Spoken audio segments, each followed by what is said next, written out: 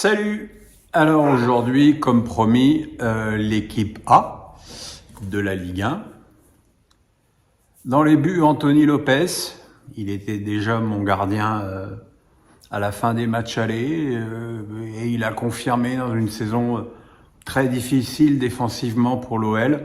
Il a toujours fait surface et il a gagné quand même des points à son équipe qui aurait été certainement encore moins bien classée sans Anthony Lopez qui en plus n'a plus ses débordements d'antan. Donc belle saison pour le gardien portugais.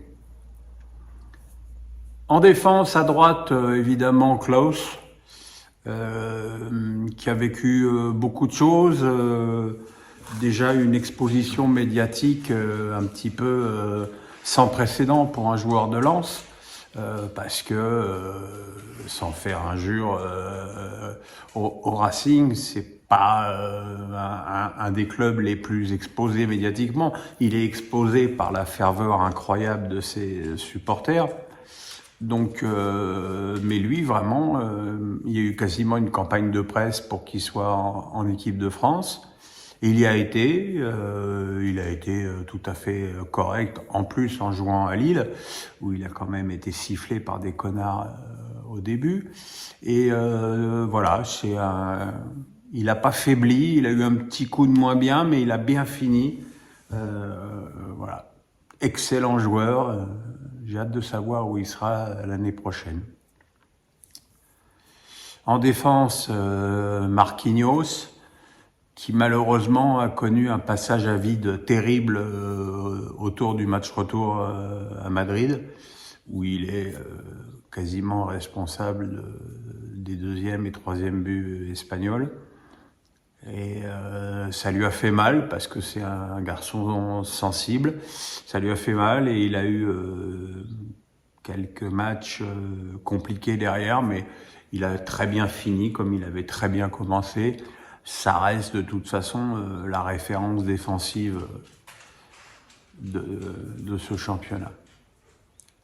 Avec lui, William Saliba, qui est un peu la révélation de la saison à Marseille. Très impressionnant physiquement, grosse vitesse pour un tel gabarit. C'est des bons débuts en équipe de France.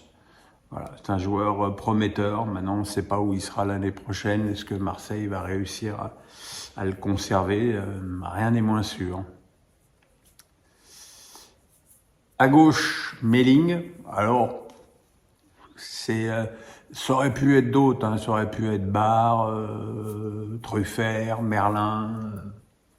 C'est pas un poste où un joueur s'est vraiment imposé. Il y a pas mal de joueurs prometteurs qu'on a envie de revoir l'année prochaine pour savoir lequel va devenir le meilleur. On attend aussi que Nuno Mendes conserve, je dirais, juste ses bons moments. En tout cas, Méling, c'est un très bon joueur. Belle participation au jeu, sur le plan offensif, défensivement intéressant. Voilà, il mérite sa place. Au milieu de terrain, Guendouzi. Alors, il pourrait être un petit peu plus calme, pourrait être un petit peu moins exalté, un petit peu agaçant, mais quelle activité, il a vraiment l'activité d'un milieu défensif entièrement tourné vers ses tâches laborieuses, mais il a aussi ce sens de la passe d'un joueur qui serait supposé jouer plus haut sur le terrain. Donc c'est un cocktail magnifique. Il a été le joueur, un des joueurs les plus utilisés à l'OM et certainement un des meilleurs. Seko Fofana, comment ne pas comment ne pas le mettre dans cette équipe. Il a été magnifique, et surtout décisif. Combien de buts dans les dernières minutes, une frappe de balle sublime. Et puis voilà, on sent que il est l'âme de l'équipe et que voilà, lui aussi semble malheureusement pour Lens sur le départ. J'espère qu'il fera un bon choix et surtout un bon choix en France parce que il n'y a pas qu'Mbappé. Conserver des joueurs comme ça dans notre championnat, c'est très important. À droite, Lovro Majer. Alors lui, c'est mon coup de cœur de la saison. C'est un joueur magnifique, sublime, qui a un sens de la passe, une précision dans le dernier geste, qui soit dans la passe ou dans la finition. Il faut, voilà, il en faut plus des joueurs comme ça. Il est très très intéressant. Il fait pas de bruit. Joueur sublime. Bourigeaud, magnifique. Alors lui, j'ai toujours aimé ce joueur. C'est un bon copain, mais c'est pas parce que c'est un bon copain qu'il est dans l'équipe type. Il est très bien classé dans les passes décisives. Il a mis plus de 10 buts.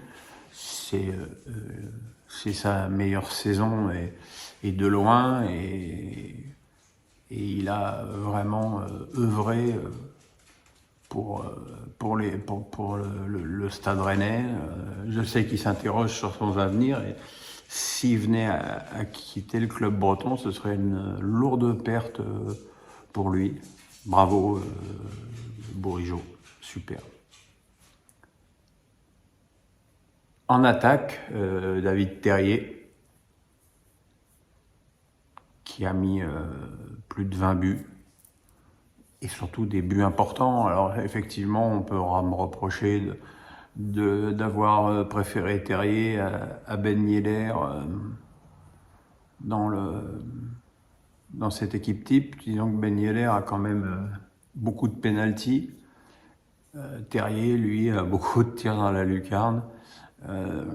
Voilà, il a été extrêmement régulier, toujours très discret, et c'est un joueur magnifique que j'avais repéré lors de son prêt à Strasbourg, et puis qui a un petit peu souffert à Lyon et qui éclate à Rennes. Voilà, c'est magnifique. Magnifique saison pour Terrier. Et pour finir, Kylian Mbappé, meilleur buteur du championnat, meilleur passeur. Il a longtemps porté le PSG à bout de bras. D'ailleurs, on peut s'apercevoir que pour une équipe qui est championne avec 15 points d'avance, il n'y a que 2 joueurs dans l'équipe type. Voilà, ça veut dire long sur les soucis qu'a pu connaître le club cette année. Mais Mbappé, lui, a toujours été au top. Il a toujours, même quand il faisait un mauvais match, comme contre Lyon au Parc, c'est lui qui envoie ce centre sublime sur Icardi. Voilà, on peut dire ce qu'on veut, les Madrilènes peuvent hurler à la mort et insulter tout ce qu'ils veulent. C'est quand même une sacrée nouvelle qui reste en Ligue 1 et beaucoup de gens le pensent. Voilà, et puis si je devais mettre un entraîneur dans cette équipe, ce serait Julien Stéphan, parce qu'il a fini 6e avec Strasbourg, qui est un petit budget et une équipe qui n'était pas programmée pour jouer l'Europe jusqu'à la dernière journée. Qu'on me dise ce qu'on veut, il a évidemment un moins bon effectif que Galtier ou Genesio, qui sont, je dirais, ses concurrents pour ce titre. Donc voilà, quand on fait autant avec si peu, ben c'est qu'on est un grand entraîneur. Voilà, bravo Julien.